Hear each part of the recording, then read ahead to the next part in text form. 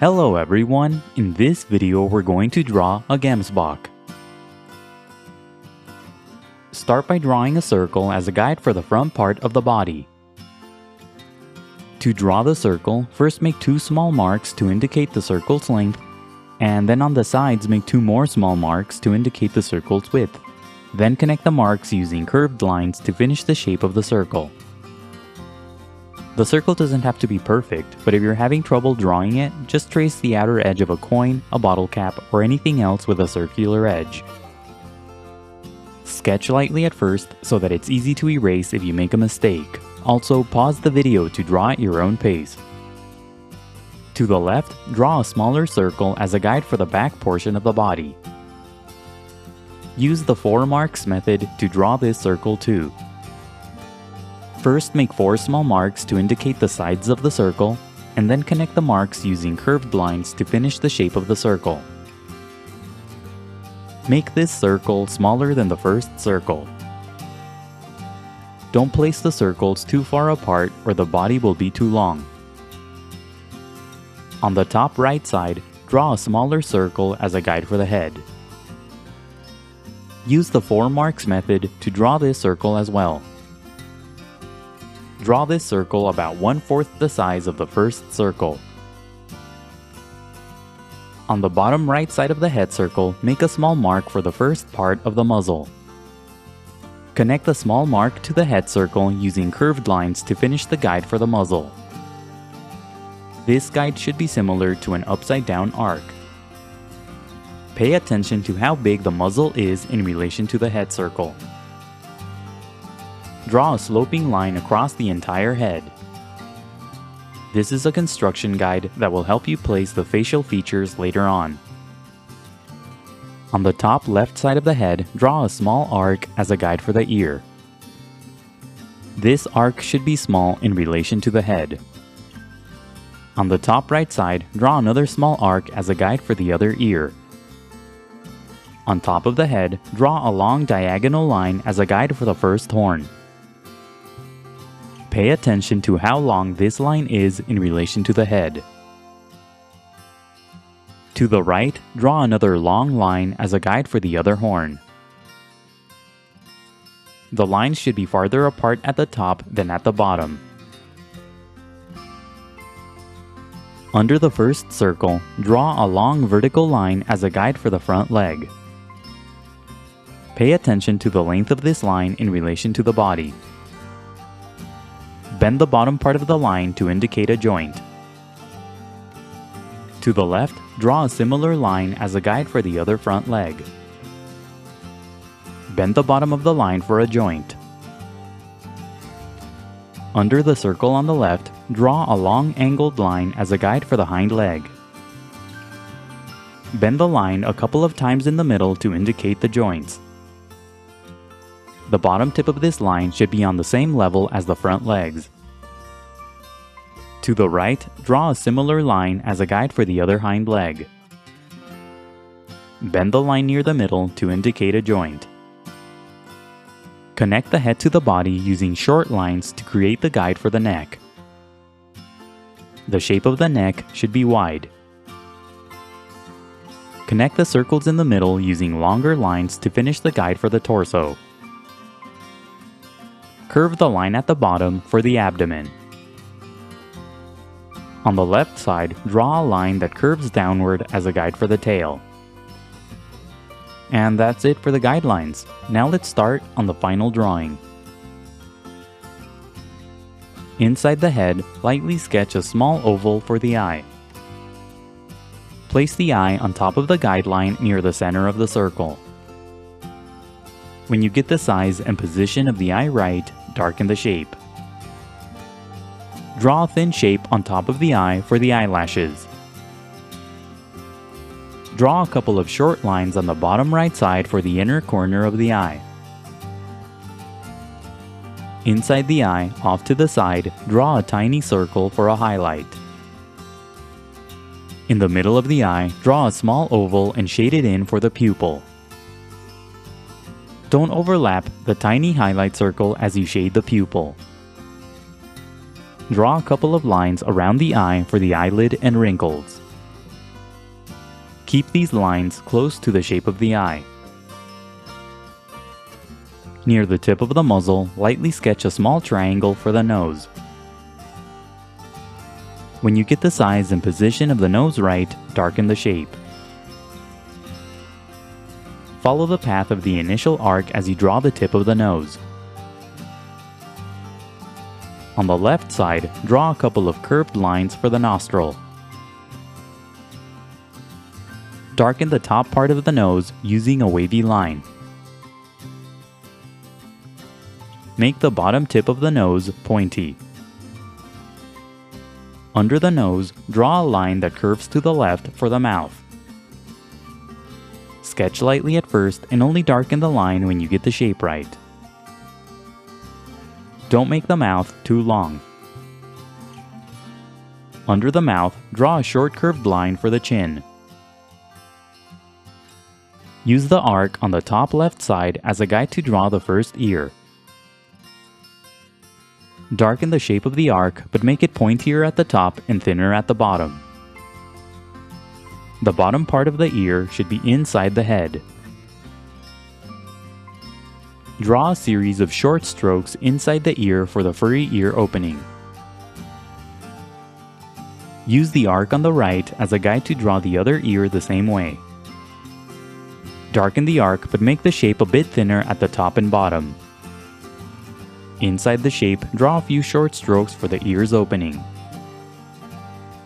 Use the sloping line on the left as a guide to draw the first horn. Darken the guide to create the bottom edge of the first horn. Add a short horizontal line at the bottom for the base of the horn. Add another sloping line slightly higher to create the top edge of the horn. Sketch lightly at first and only darken the line when you get the shape right. Make the horn wide at the bottom and then gradually make it thinner toward the top. Use the sloping line on the right as a guide to draw the other horn the same way. Darken the guide and add another sloping line to complete the shape of the horn. Make the horn wide at the bottom and thin and pointy at the top. Use the other shapes and lines as guides to draw the head. Darken the outer edges of the guides to create the shape of the head. The top of the head should connect to the top part of the muzzle.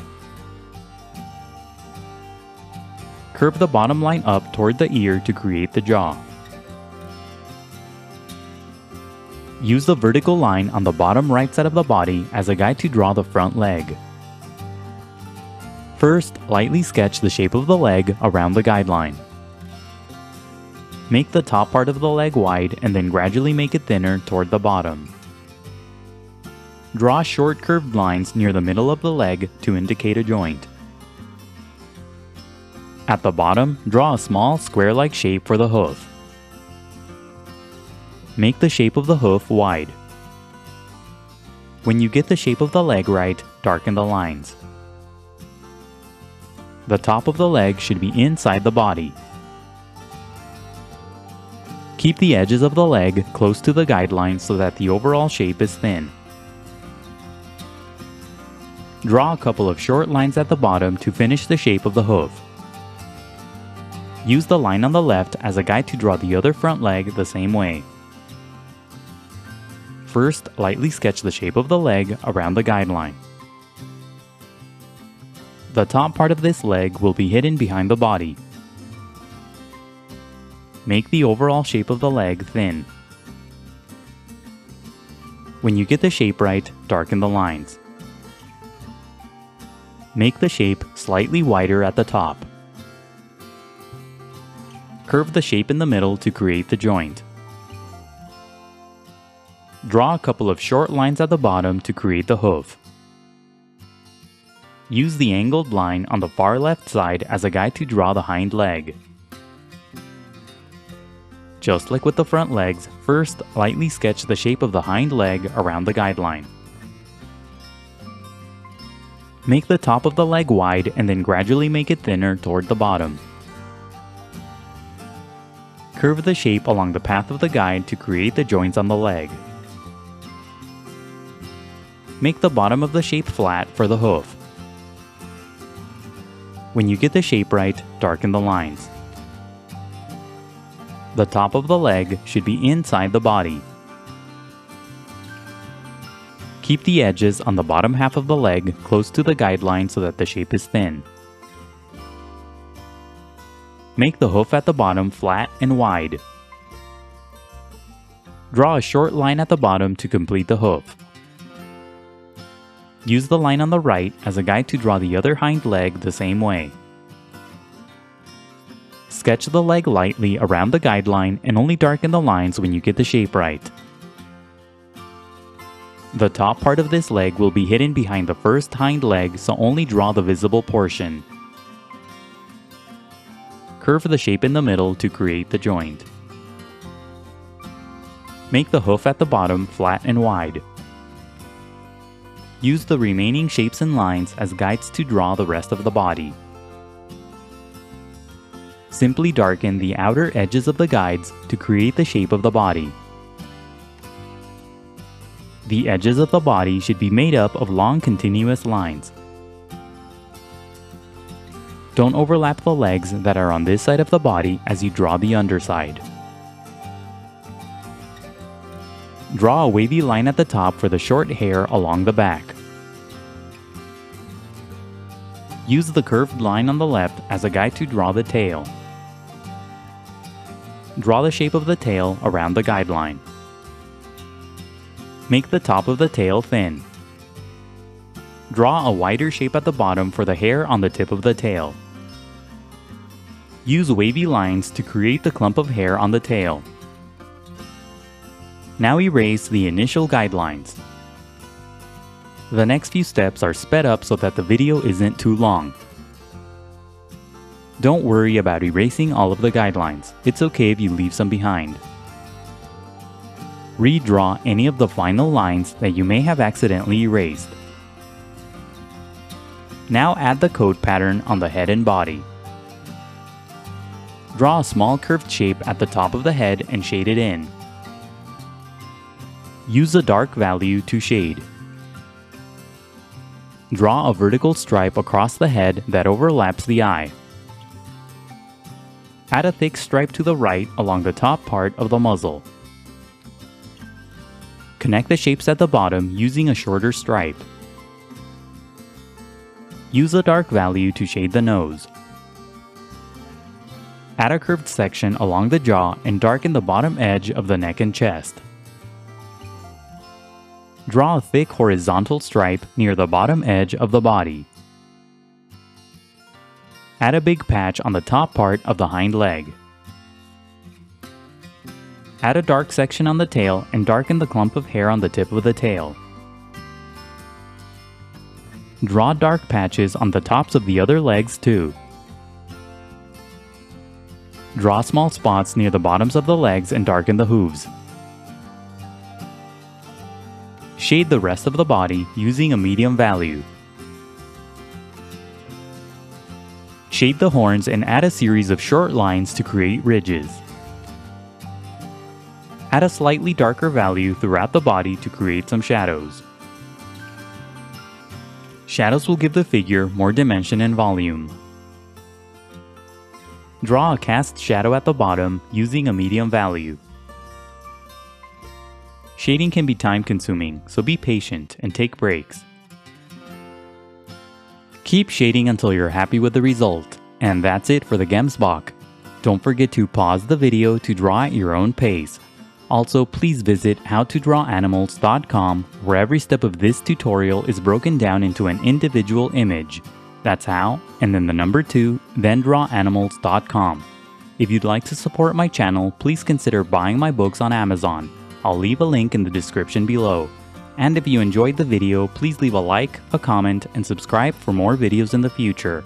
Thank you for watching, and until next time, keep drawing.